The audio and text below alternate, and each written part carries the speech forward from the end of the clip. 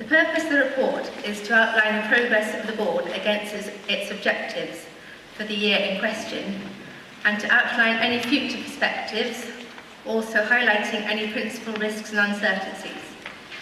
To clarify the structure, the governance and management of the diocese, to provide legal and financial information, and to include the auditor's report. This year is a slightly different and we hope a more attractive presentation, commencing with a letter from the chairman and including some pictorial comment. So, our objectives. Underpinning the objectives is the vision affirmed by Bishop John Bradwin in his recent report of renewing hope, pray, serve and grow. The more detailed objectives are deepening discipleship, nurturing vocations, sustaining ministry, engaging with children and young people. How then has the DBF performed against these objectives? Just some key points. Rural Hope is beginning to make an impact, with most key officers in post by the end of the year. The Rural Training Pathway at Sarum College, Germinate Leadership Programme and Thrive Learning Communities form the building blocks of this programme. The 4 rural field officers are busy working with local ministry teams to develop worshipping initiatives. The DBE is responsible for ensuring the development of a body of competent, effective church schools and academies that are deeply Christian, and also for leading on children and young people in this diocese. This is not the case for most DBEs. The total annual budget of the DBE for the year ending 31st of March 2019 is 1.3 million. The DBF contributes 25% towards this budget. The DBF is here to serve the parishes. This is one of the basic tenets of the strategy and of the review process. In 2018, it manifested itself as follows: 216 schemes submitted to the AAC for consideration, 169 List B approvals were made. A very successful national conference was hosted. The Diocesan Trust Officer fielded 42 requests from parishes, submitted to Finance Committee and approved. The Property Department managed 235 houses, as well as dealing with rentals of properties that have become vacant. The comms team helped with the flow of information across the diocese. The Advent calendar was a particular highlight. The Diocesan links overseas continue to provide much needed support to the Sudans. And then in 2018, Salisbury became the first eco-diocese. The report looks to the future. This has already been covered by David in the first part of the evening and will be referred to again by Nigel under the budget section. The auditor's report. This is the second year we've had Hayes McIntyre LLP as auditors. The report is once again unqualified with few management information points. The essence of their opinion is on the slide. So turning now to the statements of account. There are 3 main statements of account: the statement of financial activities, the balance sheet and the cash flow statement. In case you can't read the figures on the slides, a handout is provided. This looks like this yellow piece of paper here. If you need any more copies, Jill has some more at the back. And so as I go through the figures, Sarah is going to try and point to the relevant figure with her red light pointer. To hopefully make this a bit clearer. So, the statement of financial activities. I'm going to try and make this as clear as possible. This is the income and expenditure account of the DBF. So it can be seen from the slides that the funds increased by 2.48 million in 2017, but unfortunately decreased by 1.66 million in 2018. So what are the reasons for this? The net total before any movements on investments was 623k worse in 2018. There are many contributing factors to this. The share contribution percentage was lower in 2018, although still high, and the income generated from the property company was substantially higher in 2017 than in 2018. You'll see from the slides that investments rose 2.3 million in 2017, but fell 1.2 million in 2018. In 2017, the investment properties were revalued. This is a triennial event, and that contributed £1 million to the investment increase. Also, the investments with fund managers, which fell in value during the last part of 2018, losing 1.2 million, in 2017 performed really well, increasing by 1.3 million. However, since the year end of 2018, the investments have performed well, recovering much of their loss that they sustained in 2018. And these movements and investments are only book movements, they're not cash movements, and they're really only significant if we need to sell investments, which we do in the future. So coming on to the operating deficit, which you have heard about and you will continue to hear about.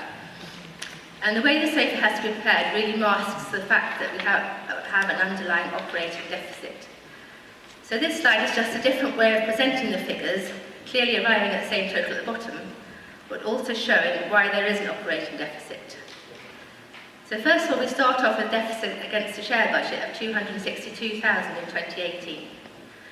While our share collection remains high, we don't receive 100%, but we budget for 100% at present. Therefore, there's always a deficit against the share request, as well as variances in the actual figures against budget. In 2017, as I mentioned before, this was helped by the fact that the property trading company contributed more profit. Then we've got capital repairs and ingoing works to clergy houses, 534k in 2018. This is significant expenditure, not matched by any income. Movements on other funds, another 369,000. Mainly rental of clergy houses, clergy recruitment and well-being, again not covered by income. In 2018 it included significant expenditure on Milton Abbey. Overall expenditure on the Abbey in the past 3 years has been about 35k per annum. It depends where the grant income falls as to whether there's been a surplus or deficit in recent years. Despite the loss of funding from HLF during 2018, much has been achieved on the Abbey. The DBF is responsible for the ongoing maintenance of the Abbey. Bigger projects have been and will need to be funded by grant income. So after the operating deficit of over £1 million, movement on investments and on the clergy pension creditor take the figures from the operating deficit to the overall movement in funds. The diocese has to pay a contribution to the clergy pension scheme, as you all know. This amounts to 39.9% of the national minimum stipend, currently 23,800, for each member of clergy. Part of this payment goes towards reducing the clergy pension deficit. In 2018, this payment was 586,000, 688,000 in 2017. The amount owed to the clergy pension scheme in 2017 was 4.23 million, so the 586,000 reduces this creditor in 2018 to 3.65 million, and the deficit is intended to be repaid by 2023. So that payment is not shown in the income and expenditure account as it reduces the creditor on the balance sheet, but it is a cash payment that we have to make during the year. So coming on to the income and expenditure, since some of the headings on the statutory accounts are not that helpful, a more detailed breakdown of income and expenditure is provided on your handouts. The income is on pages 2 and 3, and you'll see that the biggest income is the parish share receipts. Although the share receipts are higher in value in 2018 than 2017, the percentage of share collected, as you'll see from analysis, is slightly lower, but still a great result, for which thank you very much. National church receipts were higher in 2018 as the RME scheme only started at the latter end of 2017, and the Rural Hope also only commenced in the latter end of 2017. Other donations cover grant income from Milton Abbey, donation to the Stans, and the very generous grant from the All Churches Trust.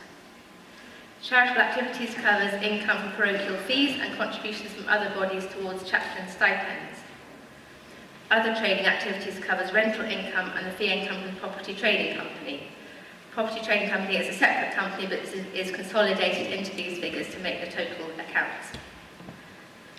Looking on expenditure, raising funds is the fees paid to agents for letting properties. Charitable activities heading, this is pages 4 and 5 of your handout. Charitable activities covers all other costs apart from the property trading company costs, which are in the other third element of the expenditure. So that's the end of the income and expenditure. Now looking at the balance sheet. So the balance sheet is a snapshot at a particular point in time, in this case at the end of 2018, of the assets and liabilities of the diocese. So at first glance it looks very healthy at 122 million. Well, that sounds all right, so what is the concern? But you'll see from the 122 million at 31st December, 92 million, 75% of all funds, is tied up in clergy housing. Unless any of these become vacant, these are not readily usable assets. The investments total 31 million. 19 million relates to investments with our 3 fund managers. 12 million is the Glebe investment property. And as David said earlier, one of the focus of the current reviews is to take a more proactive approach to the Glebe property. So available for use is really only investments of 19 million, possibly some of the Glebe assets, but both of these are unrestricted and endowed funds, and therefore usage is more difficult. And the cash, which you'll see, is 1.3 million. The debtors are made up of prepayments in respect of council tax and water rates, and accrual for income that's received after the end of the year. And creditors greater than 1 year is mainly the pension deficit of 3.64 million, which, as I said before, is due to be repaid in 2023. Lastly, the cash flow statement. Now, I could bore you with many adjustments on this, but the only thing you need to know, really, is that the cash went down 915,000 in 2018. You'll see in 2017 it looks better, it only went down 354,000. But in that year we sold investments to the tune of 833,000. So if those are added back in, we're looking at a cash deficit of over £1 million. So I'm sorry this is a bit of a quick run through of complicated figures. I hope it was reasonably clear. The handouts are available, and if you need any more information, I'm happy to provide it afterwards.